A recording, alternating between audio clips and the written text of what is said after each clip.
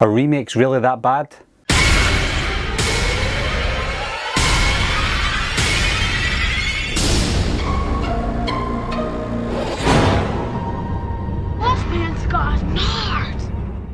I Spit on Your Grave, Deja Vu is a 2019 horror sequel to the original I Spit on Your Grave from 1978 and the fifth in the franchise. There's going to be spoilers in this review, but honestly guys, you're not going to care. In this direct sequel to the original, Jennifer Hills is back. She's played by Camille Keaton again, and this time she's got a daughter, a young daughter who is a professional world-class model. We'll get into her age later on in this review, but she's got a daughter now, and the same things happen as they did in the first one, but this time it's the family members of all the guys that she killed from the original that is after her. Just like Texas Chainsaw 3D from 2013 and Halloween from 2018, this movie ignores all the movies in the franchise that were remakes and goes back to the original roots, back to the original I Spit on Your Grave in 1978, and it also does the same things and makes the same mistakes as the Texas Chainsaw Massacre 3D did. I might as well start with the positives because there only is one positive, and that is the aesthetic look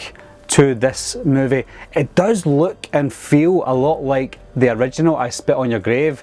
The original was an independent style movie anyway, so this one was obviously the same, but it did have the same look and feel to the original. So if you wanted to make a direct sequel that looked and felt like the original, then they'd got that right. Here are the cons for this film. Firstly, I'll talk about the acting in the movie.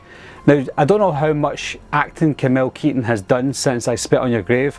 By the looks of things, maybe not a lot, but she wasn't the worst thing in this film, and neither was her daughter, Chrissy, in this film. Those two were the best parts of this movie, but everybody else was terrible. Even the people that you wanted to hate, you actually felt sorry for them more from their acting than from the characters themselves. So most of the characters in this film were absolutely terrible. There are some things that some of the actors couldn't help, and that's with the dialogue and the script for the film. The conversations that the mother and daughter have in this film are not realistic conversations. So I think that Mia Zarchi, who directed this film and also directed the original, I think he's lost it completely. This movie's on for 2.5 hours. Yep, 2.5 hours for a horror movie. Some horror movies can last that long. This movie didn't have to last that long. You could have halved this movie, still would have been bad, but maybe not as bad as it was sitting through 2.5 hours. Now, I'm only going to give you two examples. Because there's so many things that happen in this movie that you didn't need to have. For example, at the beginning of the movie, Jennifer and her daughter Krista are having a conversation, having lunch. That lasted for over 5 minutes, and they were talking about things that we didn't need to know about, and that was just ridiculous. And then straight after it, there was a scene in a van when Jennifer and our daughter Christy were kidnapped. They had a 6 or 7 minute conversation with the captors, and again, most of it you didn't even need to see. So it's as if the director's thinking, I'm going to make a long movie and I'm going to try and make it the Godfather of horror movies. Definitely not. I mentioned that this movie makes mistakes that the Texas Chainsaw Massacre 3D made, and one of the biggest mistakes is the basic concept of time. Now, I'll give you an example. There's a few examples I'll give throughout this review. The original movie came out in 1978. It was set in 1978 as well, and there was a character in that movie called Matthew.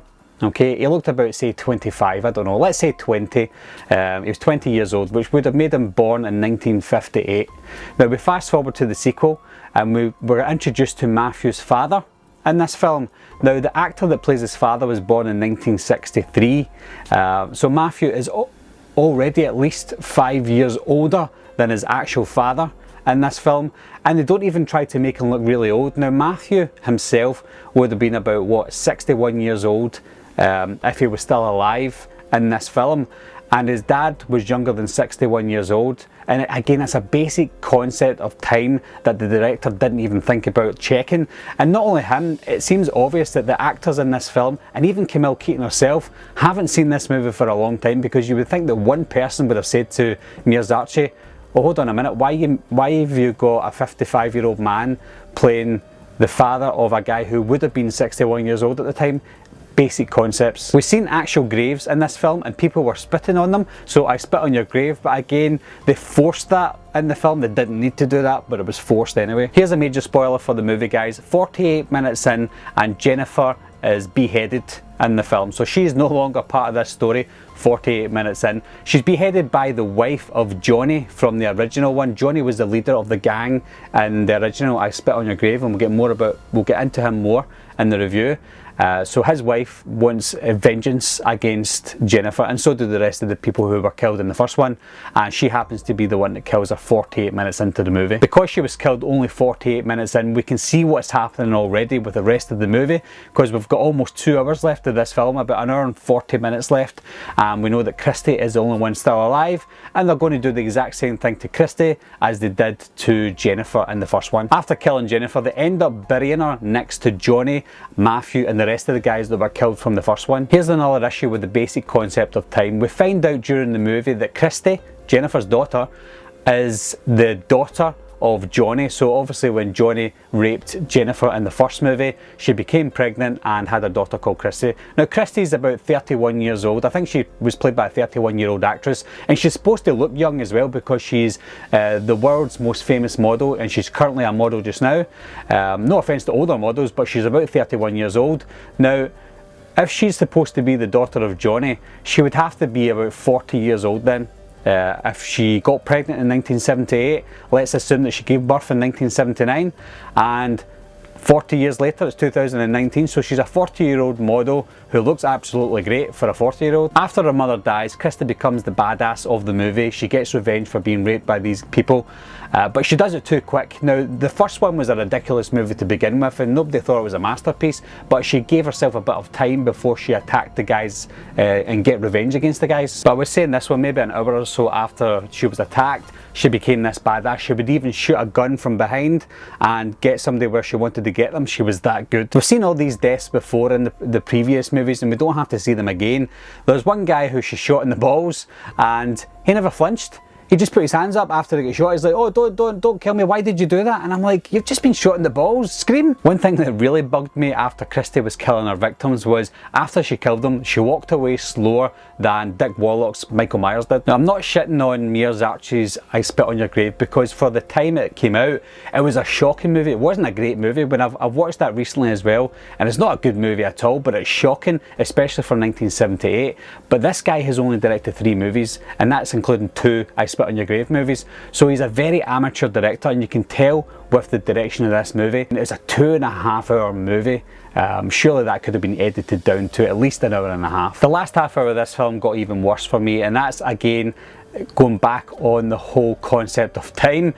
We find out there's an old couple in this film that they came into it for a couple of minutes. They gave Jennifer a lift to the cemetery. I don't know why they dropped her off there, but they gave her a lift to the cemetery and they went away. But we didn't see this old couple till later on. There was another older lady as well who was on a little bicycle. Again, we only seen her once and we didn't see her until the end. And at the end, these 3 older people came into the frame, and we find out one of them is Matthew's grandmother. Now this woman looks about maybe 70 at the most. She's supposed to be Matthew's grandmother. So if we assume that Matthew was supposed to be around about 60 today, it means his dad would have been about 85, say 80, 85, and that would have made the grandmother about 105, 110 years old. But she looked about 60 odds, so she's looking good for over 100 years old. And then we find out the other older couple, they maybe look about 70. They're supposed to be Johnny's parents, which means they are Christy's grandparents. And again, they look fantastic for their age. And the reason all those guys are coming together is because they want to bury Christy next to her mum, Johnny and everybody else. They want to bring it back full circle, and there's a grave involved again. Unfortunately, or fortunately, whatever way you look at it, they weren't able to bury her. She got out and killed them all, and Johnny's dad killed himself, in fact. And before he killed himself, he helped Christy take Jennifer's body out of the ground and into the truck. And as he was doing this, the body that he was holding, it was obviously a fake body, but when he was holding it, the body had a head attached to it, even though she lost her head. Again, you couldn't make this up. Overall, guys, they tried to be controversial with this sequel, but what they ended up doing was giving us an outdated movie, an outdated way of filming a movie, and it just didn't work. So going back to my very first question, are remakes really that bad? The answer is no. When the I Spit on Your Grave remake came out in about 2010, I actually really enjoyed that film. It was a graphic movie, it was hard to watch at times, but it had a story to it, and it vastly improved on what the original had to offer. So I know that the remake trilogy is finished now, there's no reason to make any more.